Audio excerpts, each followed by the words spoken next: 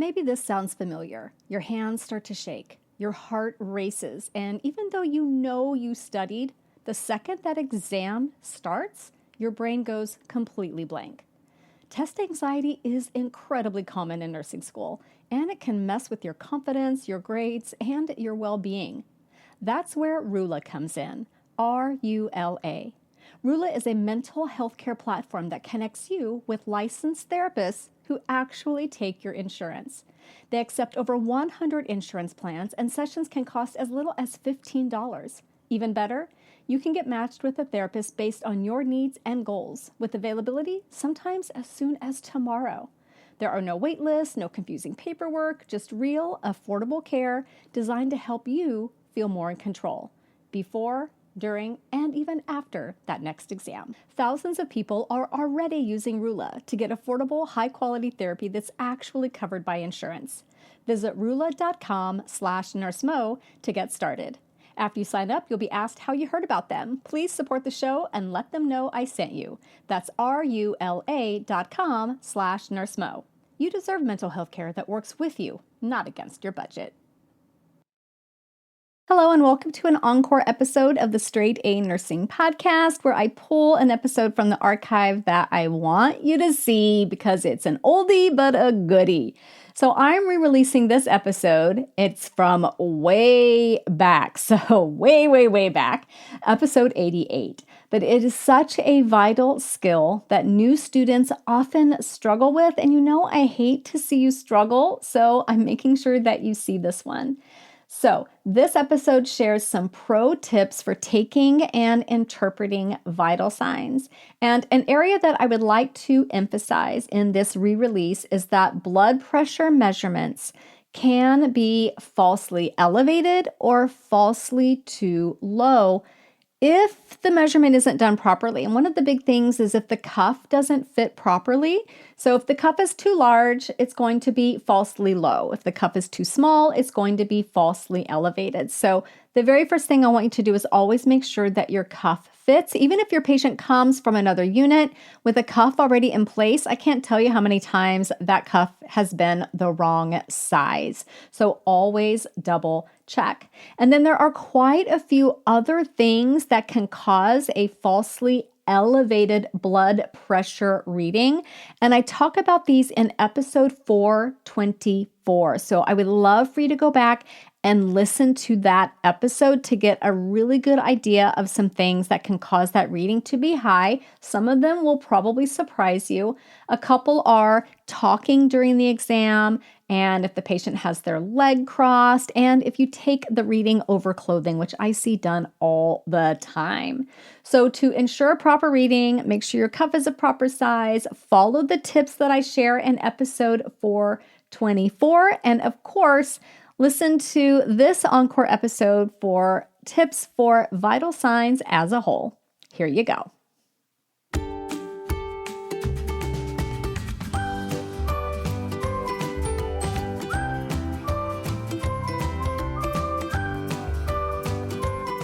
Hey there, everybody. It is Nurse Mo, and welcome back to the Straight A Nursing Podcast. This is episode 88. And today we are talking about taking vital signs like a complete professional and completely rocking your skills checkoff and your first semester clinicals when you're brand new and probably really nervous about everything. So before we hop into that, let's take a quick moment for a listener shout out. And this one goes to Lynn.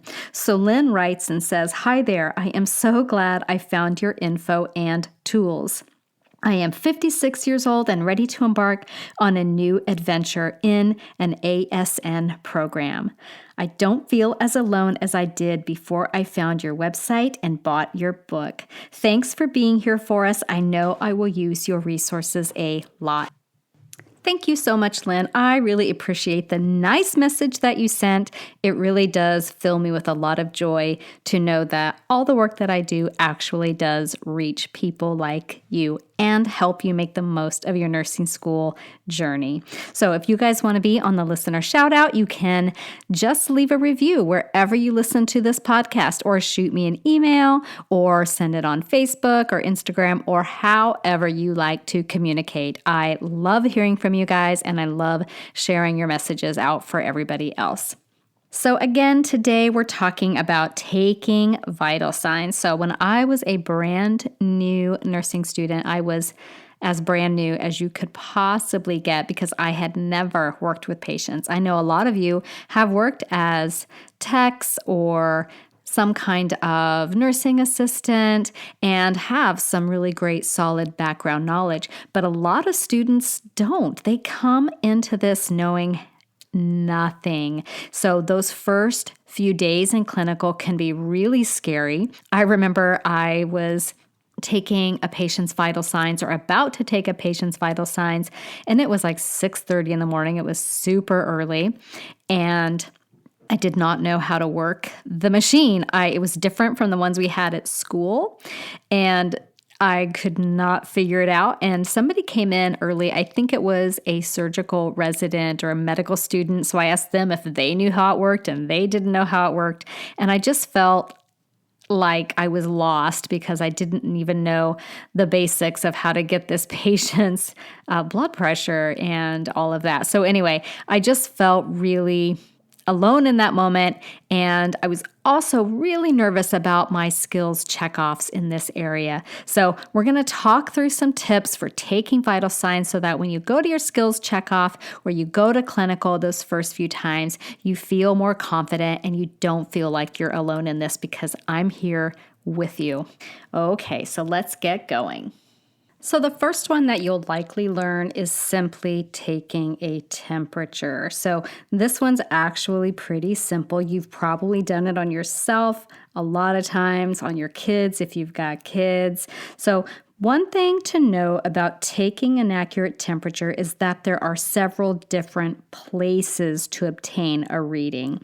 You can take it orally, you can take it axillary, you can have a tympanic or ear temperature, temporal, and rectal. I would say the most common are the temporal and oral and axillary.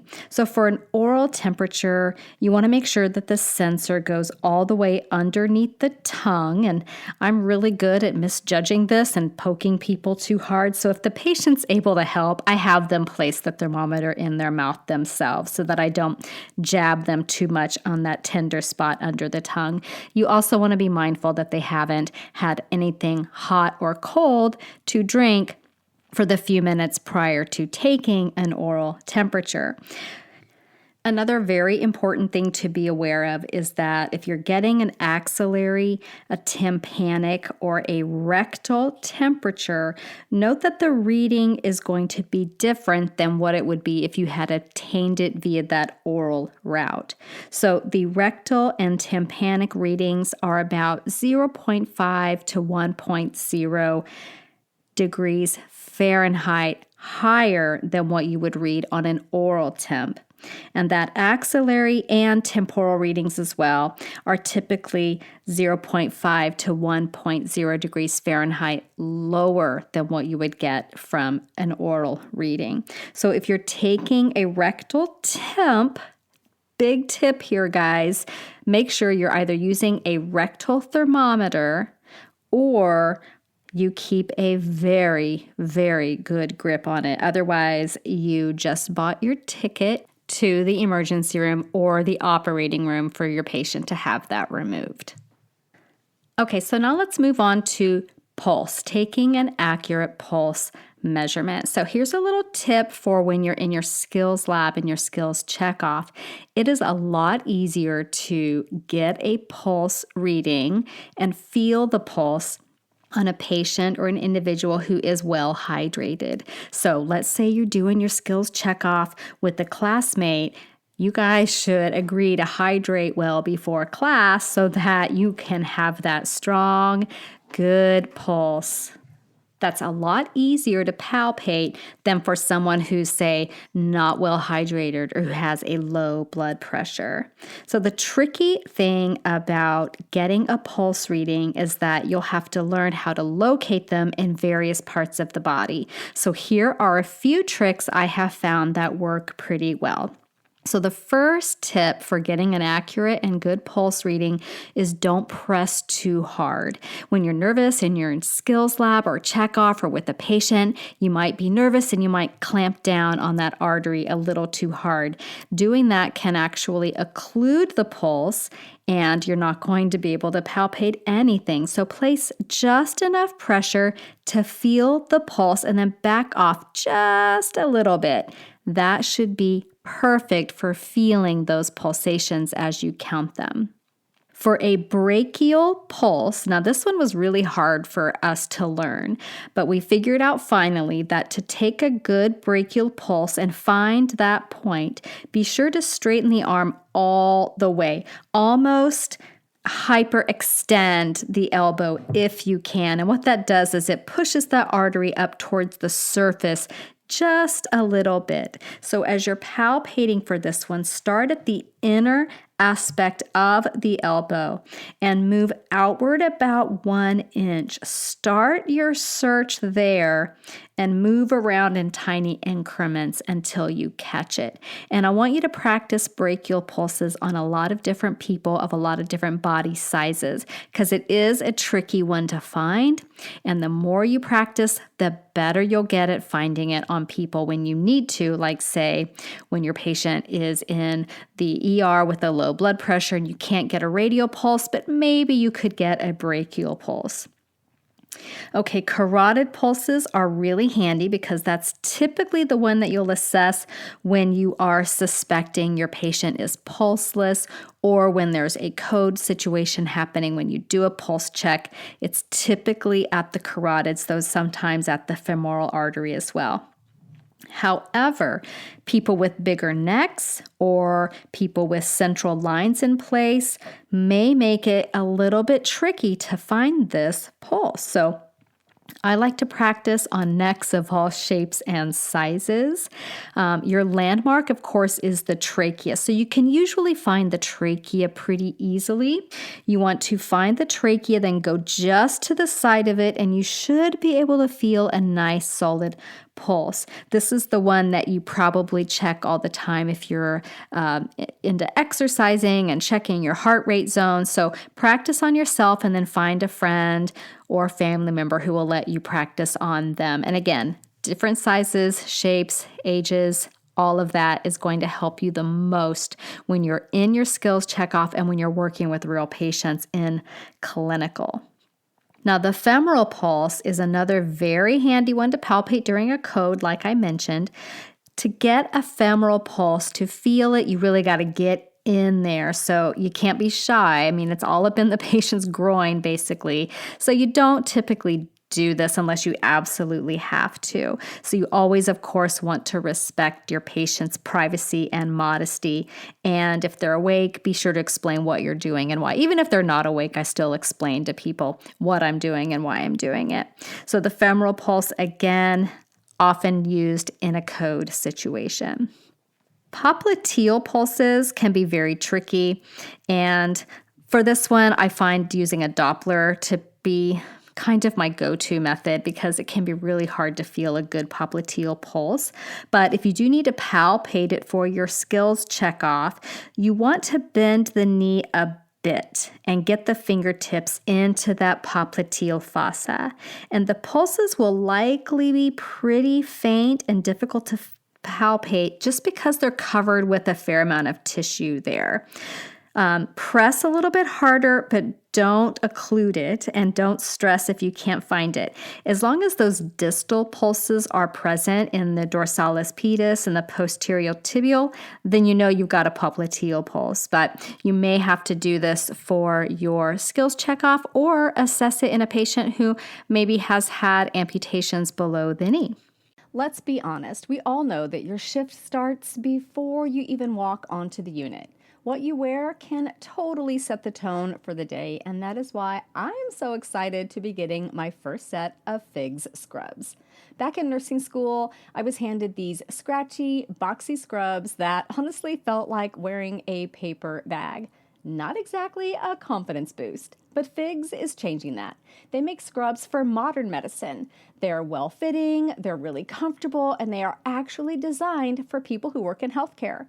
One thing I love about FIGS is that they're antimicrobial to help keep you protected, and they are durable enough for wash after wash after wash. And honestly, they look so good, you actually look forward to wearing them. If you're new to FIGS, everyone raves about the Catarina top and the Cade pants. The Catarina has a relaxed, stylish fit, and the Cade has cargo pockets for everything you need within reach. With back-to-school season upon us, it's the perfect time to stock up with some fresh outfits for the year, and FIGS just dropped a brand new collection of limited edition styles and accessories. If you're in healthcare or shopping for someone who is, you can get 15% off your first order at wearfigs.com with the code FIGSRX. That's wearfigs.com, code FIGSRX. On WhatsApp, no one can see or hear your personal messages. Whether it's a voice call, message, or sending a password. To WhatsApp, it's all just this.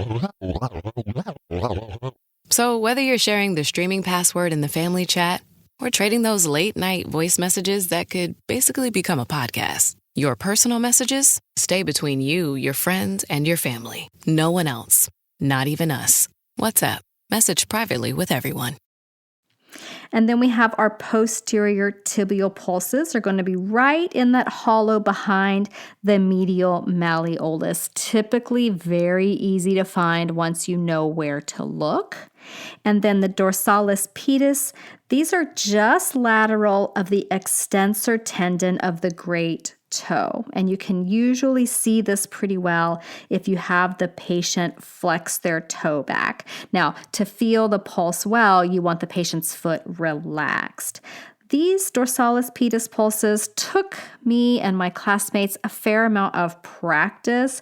So my advice is to first find that tendon that we just talked about, that extensor tendon, and place your fingers laterally about half an inch or so, about midway up the foot. And if you can't feel it, just feel around gently. It can be very easy to obliterate this one, so have a light touch.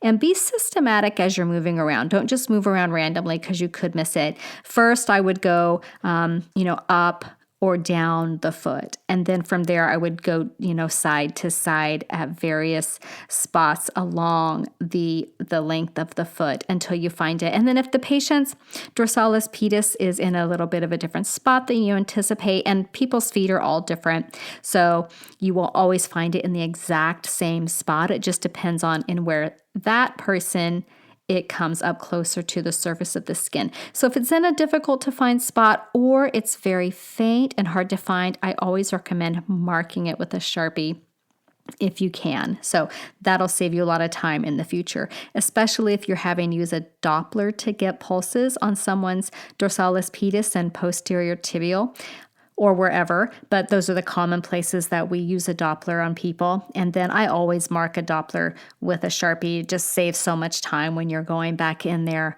to reassess, to just know exactly where you were able to auscultate that sound when you were using the Doppler prior. Okay, so let's move on to respirations. We need to count our respirations. So the trick with doing this, and there is a trick to doing it, is to do it without the patient knowing that you're doing it. Because if you tell the patient, I'm going to count your breaths now, they may breathe differently. They may slow down and take deeper breaths. Who knows what they'll do, but they may alter their breathing pattern. So you don't want them to do that. You just want a nice baseline reading. So the trick I use is right after I finish counting their pulse, I continue holding their wrist or wherever I'm counting, but usually it's the wrist.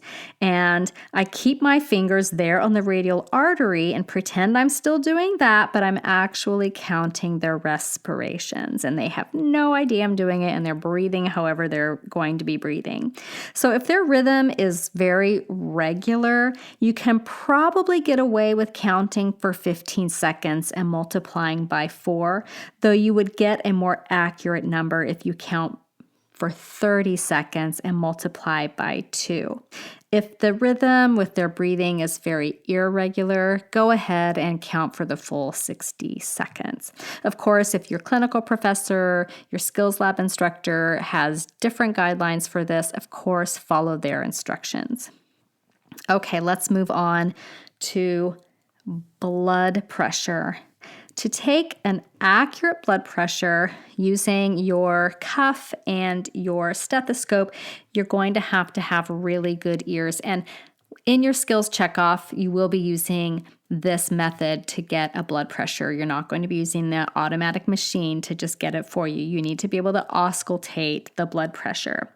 So getting a blood pressure is all about hearing those Korotkov sounds, and to be able to hear those, because they're very subtle, they're very faint, you need to be able to tune out all other sounds, all other distractions. So my best tip for learning how to take blood pressures with confidence, again, practice on a lot of different people of different shapes, different sizes, different blood pressure ranges, different ages, all of that. People with big arms, people with little tiny arms, just get in there and practice them. And eventually you'll get a lot more confident and a lot more comfortable doing it. So when I was in nursing school, I would take my BP cuff over to friends' houses, and if we were having like a dinner party or something, and make everybody get a reading before dinner. So it was a great way to practice, and they got a mini little blood pressure checkup in the process. So yes, I am great fun at parties. So when you're doing your skills checkoffs, I know it can be really nerve-wracking, and there's a lot of anxiety associated with it. It is a high stakes assessment environment, and I get it. It makes sense that you have some stress and are nervous about it. So some tips in general for your skills checkoff, and I just did an episode about surviving skills checkoff, so I'm not going to go into a ton of stuff here, but go back and listen to that. It was a few episodes back, but I do want you to practice on a lot of different types of individuals. Practice on yourself when you can, to start gaining that confidence. You know, the pulses and the temperature are a great way to start practicing things on yourself.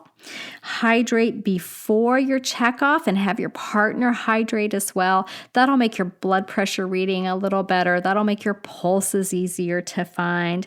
And when you are practicing, go ahead and role play the whole scenario out with your friends or with your skills lab partner. You know, you just go through the motions, you fake it until you make it, and you're going to make it in your skills checkoff because you're going to pass with flying colors. And of course, I want you to always have fun and enjoy the journey. So the episode about surviving skills checkoff was episode 86. And then if you're looking for even more help with these assessment type skills, episode 82 is all about doing a thorough head-to-toe assessment. So you can go check those out if you haven't listened to them already.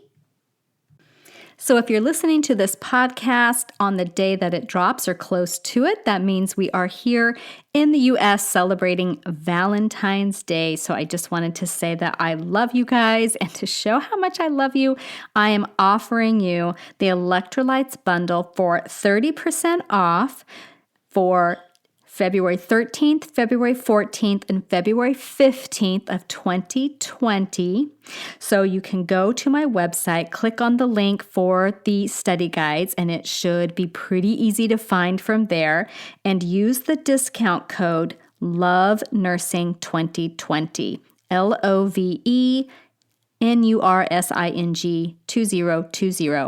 that will get you 30% off the electrolytes bundle, which tells you so much more than just the lab values that you need to know for the electrolytes. It's also why they would be high, why they would be low, what signs and symptoms the patient would have if they're too high or too low, and most importantly, what you, the amazing nurse that you are going to do about it. So go to the website, straightanursingstudent.com, click on the link for study guides. Electrolytes bundle should be pretty easy to find from there. I'm not giving you the exact URL because the website is changing between the time I'm recording this and the time that it will go live. So I want you to still be able to find it. I promise it will be easy, and use the discount code LOVENURSING2020 and you'll get 30% off that bundle. So I hope you guys have a great week. I will see you back here next week, same time, same place. Bye for now. This podcast is brought to you by Straight A Nursing, a proud member of the Airwave Media Network. For more educational podcasts, check out airwavemedia.com. And for more nursing-related content, go to straightanursingstudent.com.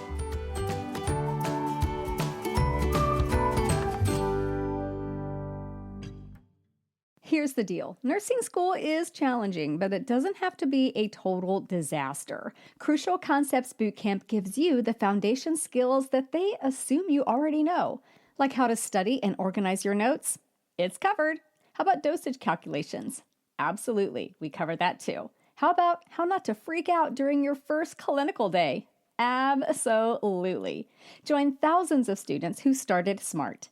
Go to straightanursingstudent.com/bootcamp and save 20% through August 11th.